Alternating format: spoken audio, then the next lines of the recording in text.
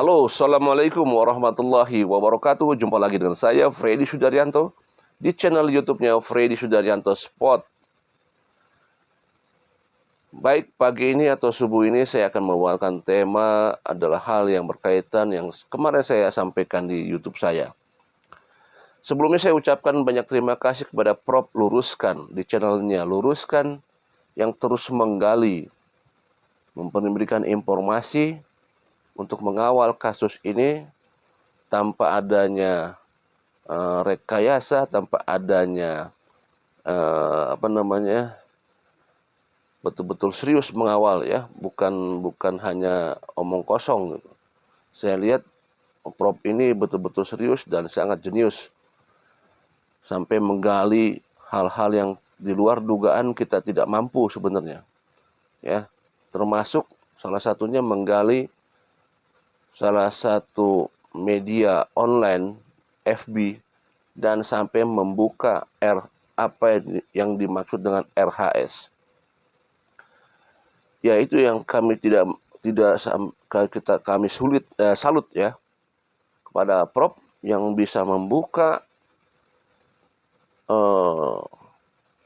FB itu ya, luar biasa, dan di dalamnya terdapat banyak postingan-postingan yang sangat krusial di sana. Ya. Saya juga setelah melihat itu saya pelajari juga ya. Saya diulang-ulang terus saya baca yang memang itu bahasanya bahasa Sunda dan Prof memang tidak mengerti bahasa Sunda, tapi sudah diterjemahkan oleh ibu ini pendiri FB Luruskan ya, diterjemahkan dan luar biasa. Ini sekali lagi luar biasa nih Prof. Kalau saya lihat amati Prof, bahwa ini adalah mungkin sebagai pintu gerbang kalau saya amati ini. Tidak menuduh, tetapi kalau saya amati secara pribadi ini sebagai pintu gerbang ke arah ke arah yang terang benderang nih. Karena tinggal satu langkah saja pihak kepolisian mau memanggil untuk yang bersangkutan tentunya untuk ditanyakan siapa sebenarnya yang ada di postingan tersebut. Itu sebenarnya tinggal dikejar ke sana saja. Apakah ini ada persesuaian dengan kasus Subang ini? Ya tinggal dikejar saja ini. Tetapi ya kita sekali lagi, saya pribadi melihat ini memang sedikit ada persesuaian. Sedikit ada persesuaian karena memang postingan-postingan ini luar biasa. Malah muncul lagi postingan-postingan yang kesininya, yaitu kalau kemarin itu RHS itu akun pribadi, ada lagi akun grup yang memang orangnya sama di sana gitu.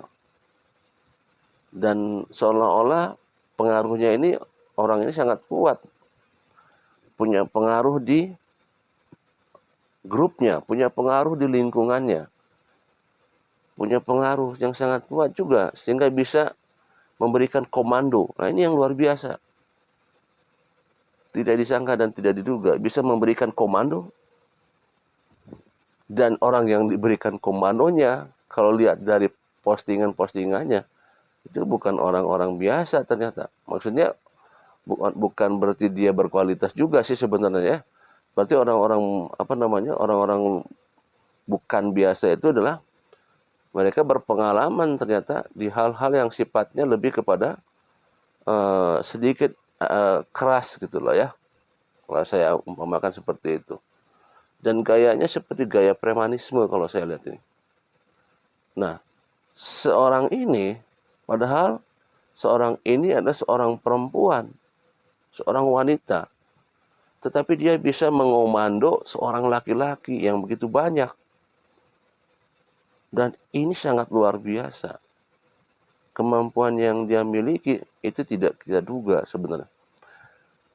Tadi malam saya panjang lebar ngobrol dengan Prof ya. Luar biasa memang. Nah, tentunya ini juga sebagai pintu gerbang Apakah bisa dijadikan ini sebagai pintu gerbang untuk membuka ke arah ke depannya dan terkuaknya kasus ini? Petunjuk.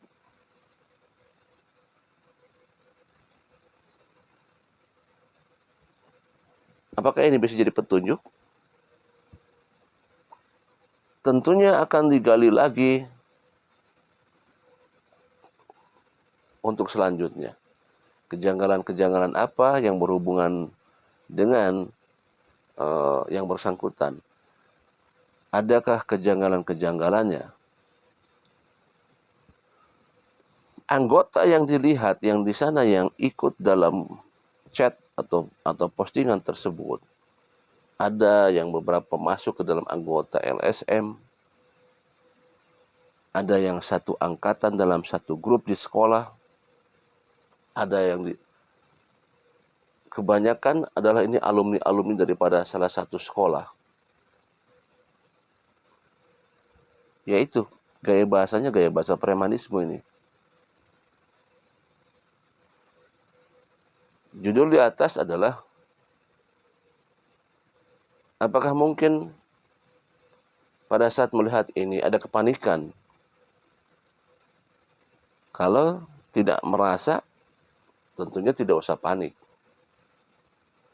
Walaupun memang ada masyarakat yang mulai agak sedikit curiga karena postingan-postingan yang sudah di-up oleh Prof di channel Luruskan, setelah di-up, beberapa hari kemudian, hilang postingannya. Hilang tanpa jejak postingan-postingan tersebut. Tetapi sudah di-screenshot tentunya. Dan data itu masih ada. Nah, itulah jeniusnya Prof itu. Di-screenshot, jadi tidak akan hilang. Ada. Memang tahunnya tahun 2015, 2016, 2017 gitu ya. Sudah lama. Tetapi ya itu, kalau misalkan hal memang yang tidak ada hal yang tidak mungkin, walaupun itu sudah jauh, kalau memang ini ada persesuaian, bisa ada kemungkinan ya. Karena memang kalau sifatnya yang disampaikan itu adalah semacam kecemburuan.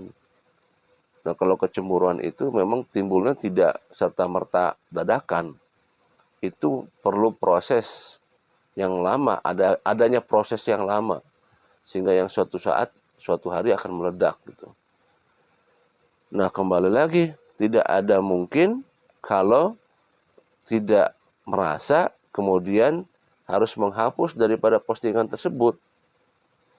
Sebenarnya tidak perlu menghapus kalau memang tidak, tinggal tunggu klarifikasi saja bahwa saya postingan tersebut diarahkannya adalah untuk si Z misalkan, bukan si A misalkan, seperti tinggal klarifikasi saja seperti itu. Dan tidak ada hubungannya dengan kasus ini, tinggal klarifikasi. Jadi tidak usah perlu menghapus sebenarnya. Justru dengan menghapus itu malah timbul kecurigaan lebih. Seperti itu. Nah, kita pasti kalau yang ini akan terus menggali ini. Karena di sana juga ada postingan-postingan lagi, postingan-postingan yang di salah satu postingan lain, bukan itu, jadi di pasukan grup, salah satu grupnya, memang muncul adanya seorang laki-laki mantan daripada yang bersangkutan. Jadi namanya itu inisialnya dari R. Itu adalah mantan daripada yang bersangkutan. Ikut juga berbicara di sana. Tetapi seolah-olah kalau saya lihat gambarkan, R ini lebih cenderung kepada ke arah yang positif ya. Kalau saya lihat ya postingan R ini lebih cenderung kepada arah yang positif, artinya apa? Seperti seolah ikut membantu dalam membuka tabir. Ya selalu kita dukung orang-orang yang memang berniat positif untuk membuka kasus ini. Seperti itu. Nah, yaitu saya bilang bahwa dari awal kenapa ini harus dihapus postingannya, sehingga postingan itu memberikan kecurigaan kepada masyarakat. ya, karena memang postingannya itu memang yang sangat-sangat, ya kalau kita itu miris lah melihat postingan itu ya, miris sekali. Ya, baik, itulah tema pagi ini. Apakah yang bersangkutan panik benar atau memang hanya untuk menghapus aja? Kita tidak tahu. Kita tunggu pihak kepolisian, karena ini adalah berhubungan dengan pihak kepolisian. Buat kepolisian adalah hal kecil saja bisa terus dikejar. Demikian, saya ucapkan banyak terima kasih kepada rekan-rekan yang sudah subscribe di channel YouTube saya. Semoga kebaikannya dibalas Allah Subhanahu wa taala dengan rezeki yang banyak dan rezeki yang berlimpah. Amin ya rabbal alamin. Dan semua yang sudah nonton video saya ucapkan banyak terima kasih. Tidak ada kejahatan yang sempurna dan tidak ada kejahatan yang tidak meninggalkan jejak. Suatu saat jejak itu akan muncul. Dan tidak ada kejahatan yang terus bisa ditutupi. Suatu saat akan keluar dan tercium baunya. Kita tunggu campur tangan Tuhan. Assalamualaikum warahmatullahi wabarakatuh. Selamat hari Jumat.